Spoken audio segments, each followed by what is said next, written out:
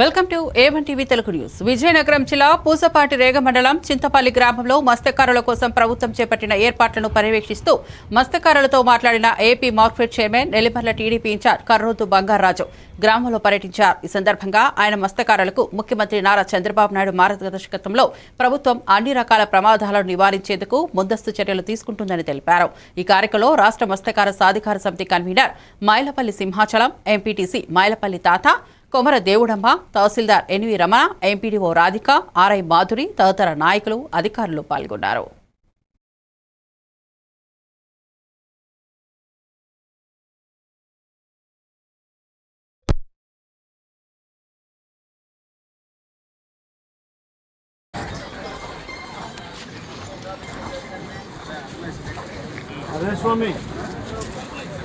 మాట్లాడితే ఏబిఎన్ వాళ్ళు ఫోన్ చేశారు, విజువల్స్ కావాలని.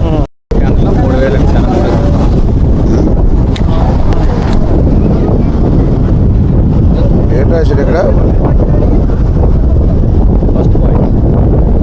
సమయాలు రాశాడు ఇక్కడ, హిందీ భజనాలు చూపారు.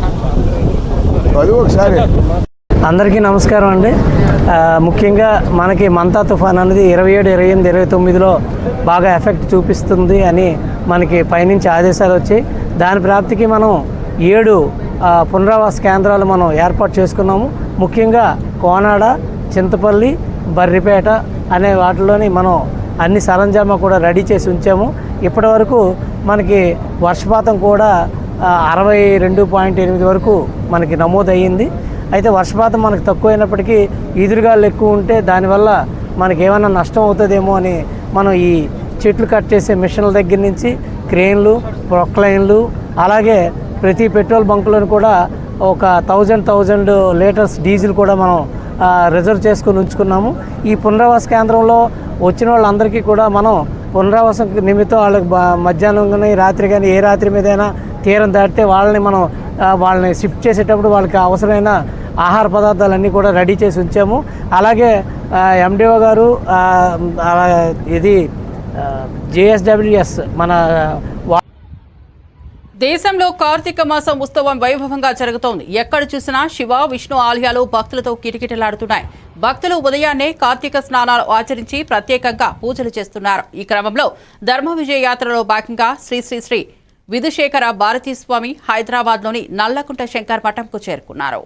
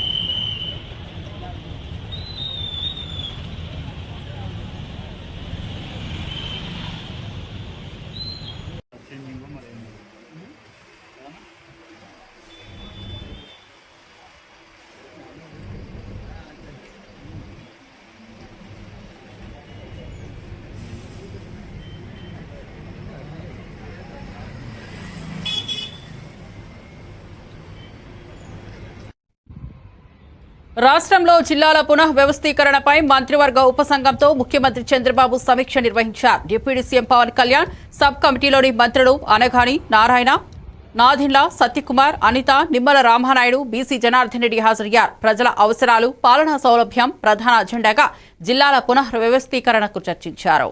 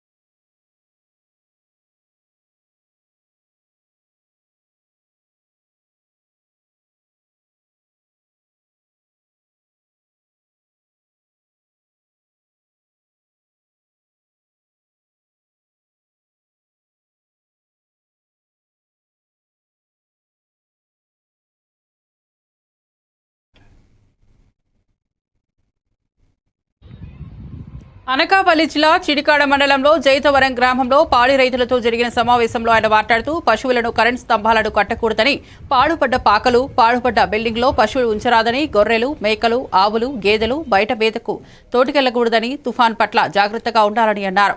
ఈ కార్యక్రమంలో జైతవరం పంచాయతీ కార్యదర్శి CH Venkatesh, VRO K Kondalarao, super sarpanch Koduru Govindarao తదితరులు పాల్గొన్నారు.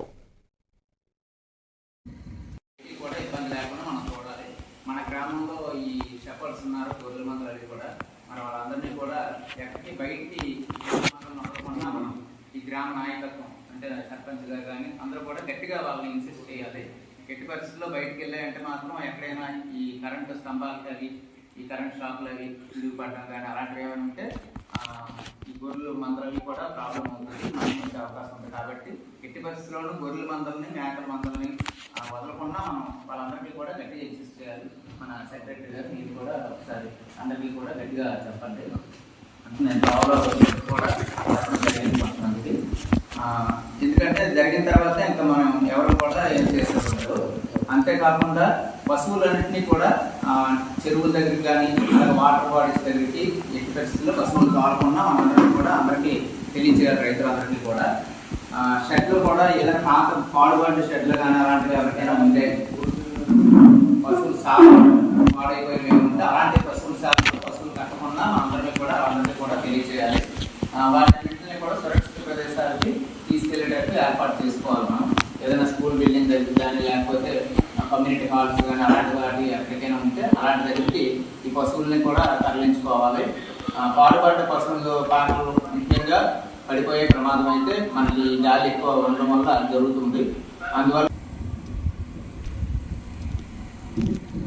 గొర్రెల మందలు అవి కూడా మన వాళ్ళందరినీ కూడా ఎక్కడికి బయటికి నడవకుండా మనం ఈ గ్రామ నాయకత్వం అంటే అనకాపల్లి జిల్లా మాడుగుల నియోజకవర్గం దేవరాపల్లి మండలంలో బోయిలకంతాడ గ్రామంలో సర్పంచ్ బూరె బాబురావు అధ్యక్షతన ఈ నెల 26, 27, 28, 29 తేదీలలో వాతావరణ శాఖ సూచనలతో ప్రభుత్వం మరియు జిల్లా కలెక్టర్ ఆదేశాల మేరకు వారితో పాటు గ్రామ పంచాయతీ కార్యదర్శి కిల్లో అర్జున్, గ్రామ రెవెన్యూ అధికారి కర్రి రామకృష్ణ ప్రజలు అందరినీ కలిసి తుఫాన్ నిమిత్తం తగు జాగ్రత్తలు తెలిపారు.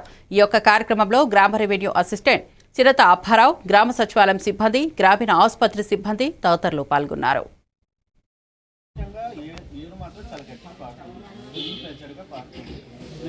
పిల్లల్ని మాత్రం దూరంగా ఉంచండి. పిల్లలు దయచేసి అటువైపు వెళ్ళొద్దా, పెద్ద పిల్లలు వెళ్తున్నారు కదా అని చెప్పేసి మీరు వెళ్ళొద్దు, సరేనా? ఎట్లా వెళ్ళొద్దు, దాకుండా ఇది కరెంట్ పోల్ కాచి వెళ్ళొద్దు, అర్థమైందా? కరెంట్ స్తంభాలకి వెళ్ళొద్దు. లైన్ ఏమాత్రం ఎంత అయినా సరే మీకు కరెంట్ షాక్ కొట్టే అవకాశం, సరేనా? Thank you. ఈ వర్షంలో మాత్రం జాగ్రత్త ఉండండి. పిల్లలకి ఎలా చదివించినట్టు ఇటువైపు దూర ప్రయాణాలకు తర్వాత మంచినీళ్ళు ఏమైనా సమస్య కావాలన్నా మంచినీళ్ళు వచ్చినాయి నీళ్ళు కాచి నీళ్ళు పెట్టుకొని తాగడం బెటర్ అందరం. తర్వాత మనమే చేయండి, తప్పనే మంచి పరిస్థితుల్లో చిన్నపిల్లలు ఉన్నప్పుడు మాత్రం చాలా జాగ్రత్తగా మనం చూసుకోవాల్సిన బాధ్యత.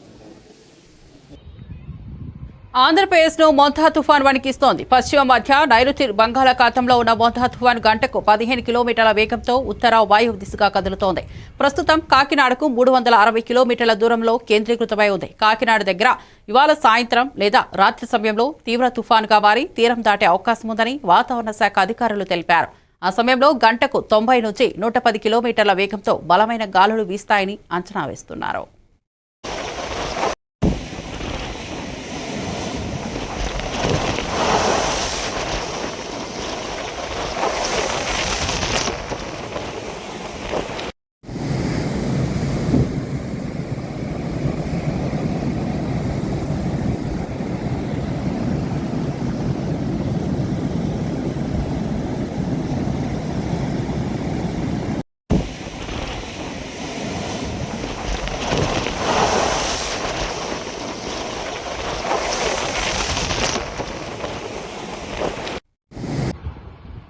నిర్మల్ ఖానాపూర్లో మొక్కజొన్న కొనుగోలు కేంద్రాన్ని ప్రారంభించారు ఎమ్మెల్యే. ఈ రోజు రైతులు మక్కలు మార్కెట్ యార్డుకు తేవడంతో కొనుగోలు చేయడం లేదని వాపస్ పంపించారు మార్కెట్ యార్డ్ అధికారులు. మా మొక్కజొన్నలు కొనుగోలు చేయాలని లేదంటే పందులకు పోసి వెళతామని నిరసన చేశారు. కడం మండలంలోని అల్లంపల్లి గ్రామానికి చెందిన 20 మంది రైతులు మొక్కజొన్నలు, 8 ట్రాక్టర్లు, 2 బొలెరో వాహనాల నుండి 600 క్వింటాలు మొక్కలు ఖానాపూర్ మార్కెట్కు తీసుకొచ్చారు.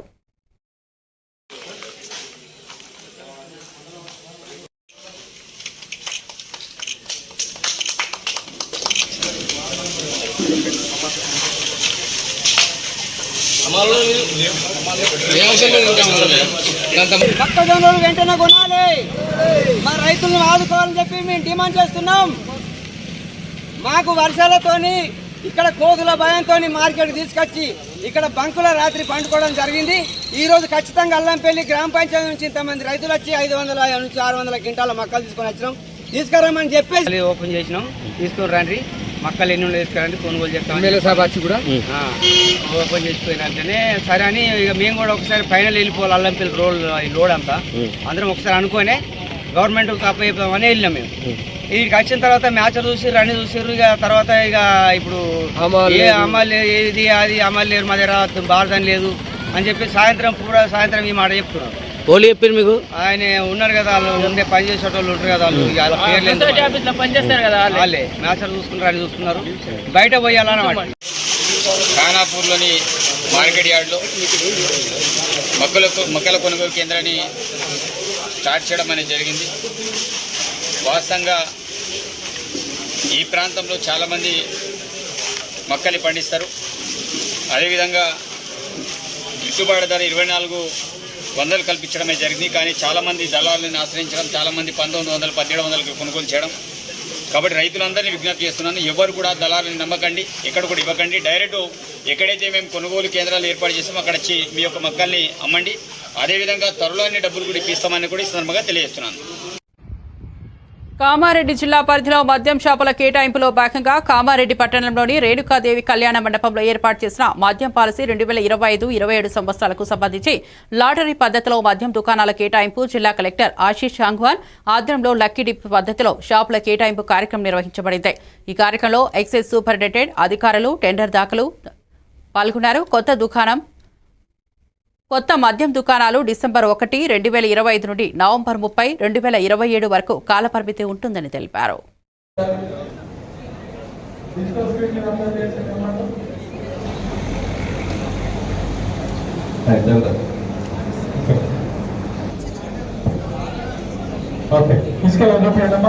జాగ్రత్తగా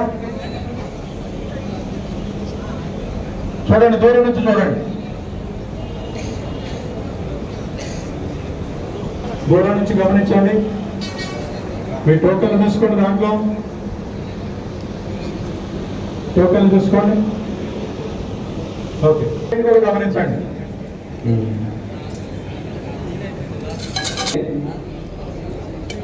3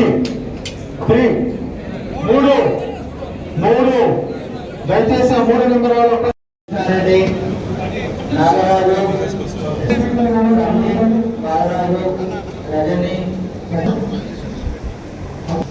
చూసుకోండి.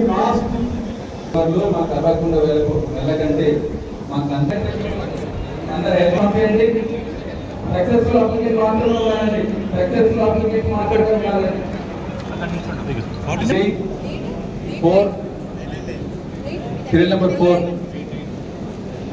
6 7 16 17 18 19 22 23. Okay, shop number 12 token number చూసుకోండి. షాప్ నెంబర్ 13 వాళ్ళు రెడీ ఉండాలండి. నెక్స్ట్ సిబ్బంది త్వరగా పంపించాలి, వాళ్ళని లేట్ చేయొద్దండి, రెడీ ఉండాలండి. దోమకొండ వాళ్ళని రెడీ ఉండాలి. బీఆర్ఎస్ సీనియర్ నాయకుడు మాజీ మంత్రి హరీష్ రావు తండ్రి తన్నీరు సత్యనారాయణరావు ఈ తెల్లవారుజామున తుదిశ్వాస విడిచిన సంగతి తెలిసిందే. ఆయన భౌతిక కాయానికి బీఆర్ఎస్ అధినేత కేసీఆర్ నివాళులు అర్పించారు. కోకాపేటలోని కిన్స్ విల్లాస్ లో ఉన్న సత్యనారాయణరావు పార్థివ దేహానికి ఆయన పుష్పాంజలి ఘటించారు. అనంతరం హరీష్ రావును ఆయన తల్లి తన 7వ సోదరైన లక్ష్మిని కేసీఆర్ పరామర్శించారు.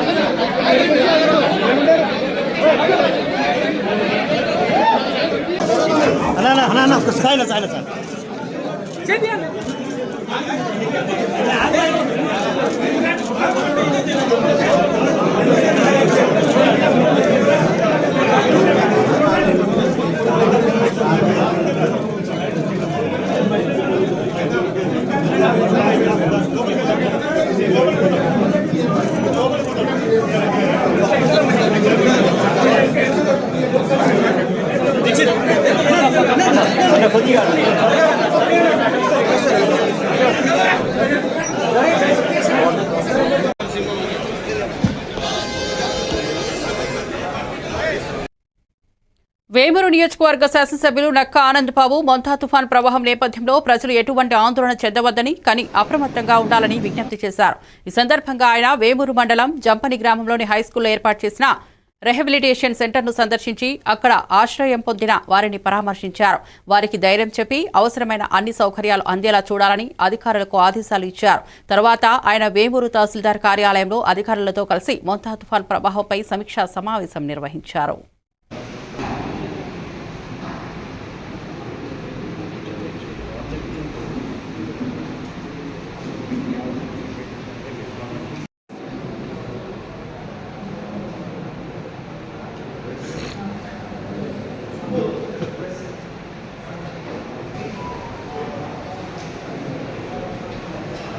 తరుముకు వస్తున్నటువంటి మోంతా తుఫాన్ ప్రభావం బాపట్ల జిల్లా మీద కూడా పూర్తిగా ఉంటుందని చెప్పి అనుకుంటా ఉన్నాం. ఈ జిల్లాలోని ముఖ్యంగా వేమూరు నియోజకవర్గ 5 మండలాల్లోని యంత్రాంగం, ప్రభుత్వ యంత్రాంగం అంతా కూడా అన్ని సహాయక చర్యలు చేపట్టడానికి సంసిద్ధంగా ఉంది. ముఖ్యంగా రాష్ట్ర వ్యాప్తంగా కూడా చాలా ఆందోళన చెందుతూ ఉన్నారు. ఈ తుఫాన్ యొక్క తీవ్రత ఏ విధంగా ఉండబోతా ఉందని. ఈరోజు, రేపు, ఎల్లుండి వరకు కూడా ఈ తుఫాను బీభత్సం కానీ, తుఫాను బలహీనపడ్డాక కూడా భారీ వర్షాలు కురిసే అవకాశం ఉంది. కాబట్టి అందరూ కూడా అప్రమత్తంగా ఉండాల్సిన అవసరం ఉంది. ప్రజలు కూడా అప్రమత్తంగా ఉండాల్సిన అవసరం ఉంది. అయితే ఎటువంటి భయాందోళన చెందాల్సిన అవసరం లేదు. ప్రభుత్వం అన్ని రకాలుగా సన్నద్ధతగా ఉంది. ప్రజలకి ఏ రకమైనటువంటి ఇబ్బందులు వచ్చినా కూడా ఆ ఇబ్బందులను తొలగించడానికి అన్ని చర్యలు కూడా ప్రభుత్వం తీసుకుంది. ముఖ్యమంత్రి చంద్రబాబు నాయుడు గారు ఎప్పటికప్పుడు అధికారులతో సమీక్ష చేస్తూ ఉన్నారు. ప్రజాప్రతినిధులైన మాతో, మా పార్టీ నాయకులతో అందరితో కూడా కాన్ఫరెన్స్లు తీసుకొని అందరూ కూడా సంసిద్ధంగా ఉండండి. ఏ విపత్తు అయినా కూడా ఎదుర్కోవడానికి మనం ధైర్యంగా సిద్ధంగా ఉండాలని చెప్పి వారు చెప్పిన ప్రకారం అందరం కూడా సిద్ధంగా ఉన్నాం. ముఖ్యంగా ఈ నియోజకవర్గంలో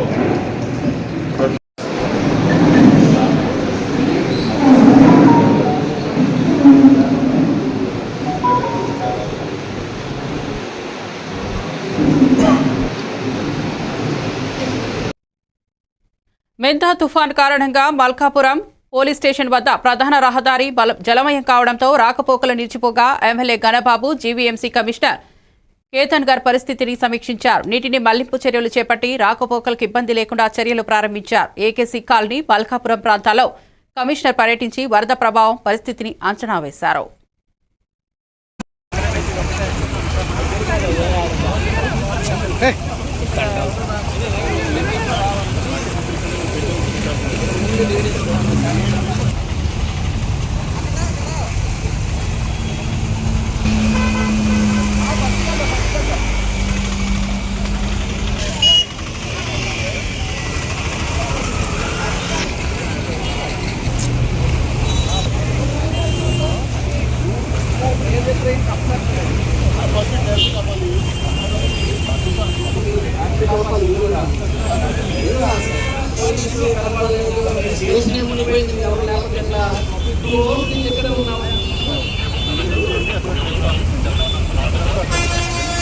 ట్రాఫిక్ ముందు ఇమీడియట్ కంట్రోల్ చేసుకోవాలి. తర్వాత మీరు మిషనరీ ఉంటే ఇప్పుడు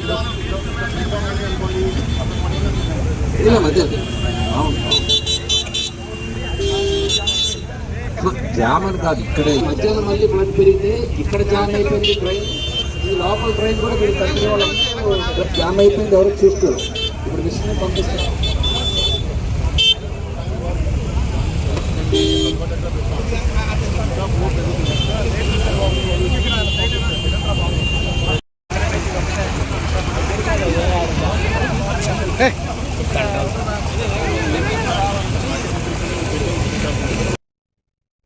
రాష్ట్ర వ్యాప్తంగా పెండింగ్ లో ఉన్న స్కాలర్షిప్ 8,500 కోట్ల ప్రభుత్వం వెంటనే విడుదల చేయాలని యాదాద్రి భువనగిరి జిల్లా ఆలేరు బస్టాండ్ వద్ద ఏబీవీపీ ఆధ్వర్యంలో విద్యార్థులు రాస్తారోకో చేశారు. ఈ సందర్భంగా ఏబీవీపీ జిల్లా కన్వీనర్ జూపల్లి దీపిక మాట్లాడుతూ రాష్ట్ర వ్యాప్తంగా 15 లక్షల మంది విద్యార్థులు స్కాలర్షిప్లపై ఆధారపడి చదువుకుంటున్నారని చెప్పారు. ప్రభుత్వం స్పందించి స్కాలర్షిప్లు వెంటనే విడుదల చేయాలని ఏబీవీపీ నాయకులు అరవింద్ డిమాండ్ చేశారు. ఈ కార్యక్రమంలో ఏబీవీపీ నాయకులు శ్రావణ్, అభి, యుగేందర్, పూజిత, ప్రీతిలు పాల్గొన్నారు.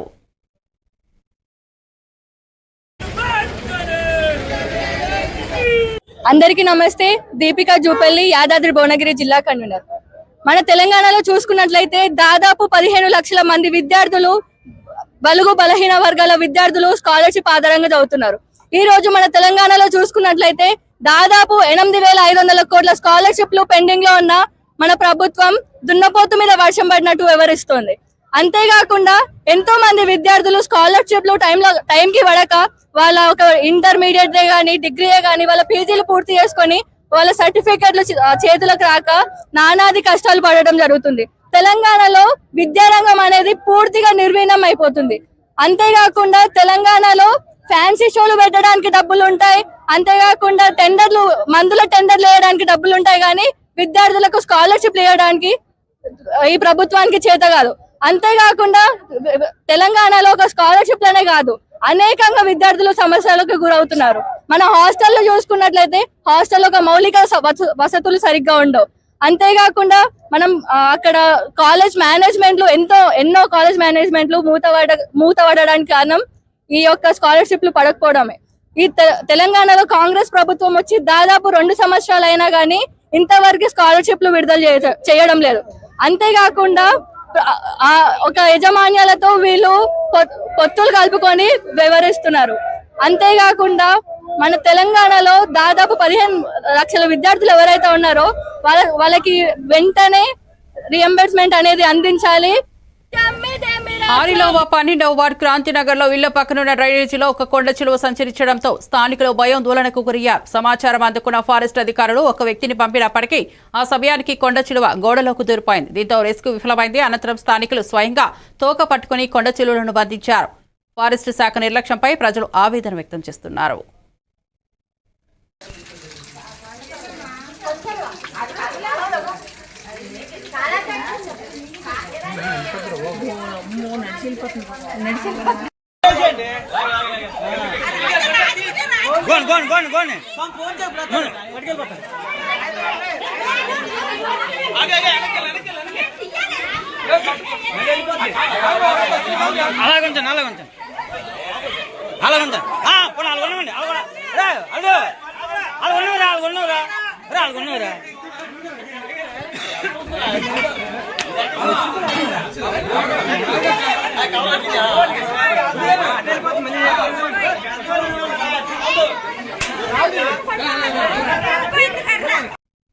మరిన్ని అప్డేట్స్ కోసం చూస్తూనే ఉండండి ఏవన్ టీవీ తెలుగు న్యూస్.